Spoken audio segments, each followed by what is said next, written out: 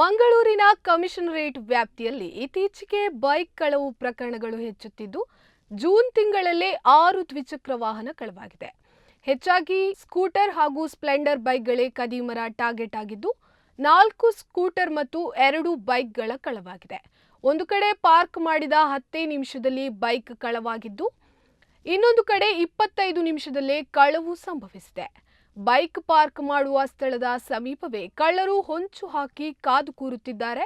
State bank, ನಾಗುರಿ, Ullal, ಮುನ್ನೂರು ಕೇಂದ್ರ ರೈಲು ನಿಲ್ದಾಣಗಳು ಕಳ್ಳರ ಕೇಂದ್ರ ಸ್ಥಾನ. ಉಳ್ಳಾಲದ ಮುನ್ನೂರು ಗ್ರಾಮದ ಸಂತೋಷ್ ನಗರದಲ್ಲಿ ಪಾರ್ಕ್ ಮಾಡಿದ 10 ನಿಮಿಷಕ್ಕೆ ಕಳವಾದರೆ, ಮುನ್ನೂರಿನ ಮದವಿ ನಗರದಲ್ಲಿ ಗ್ಯಾರೇಜ್ನಲ್ಲಿಟ್ಟಿದ್ದ ಸ್ಕೂಟರ್ ಕಳವಾಗಿದೆ. ನಾಗುರಿಯಲ್ಲಿ ಪಾರ್ಕ್ ಮಾಡಿದ 25 ನಿಮಿಷದೊಳಗೆ ಡೆಲಿವರಿ ಬಾಯಿಯ ಸ್ಕೂಟರ್ ಕಳವುಗೊಂಡಿದೆ.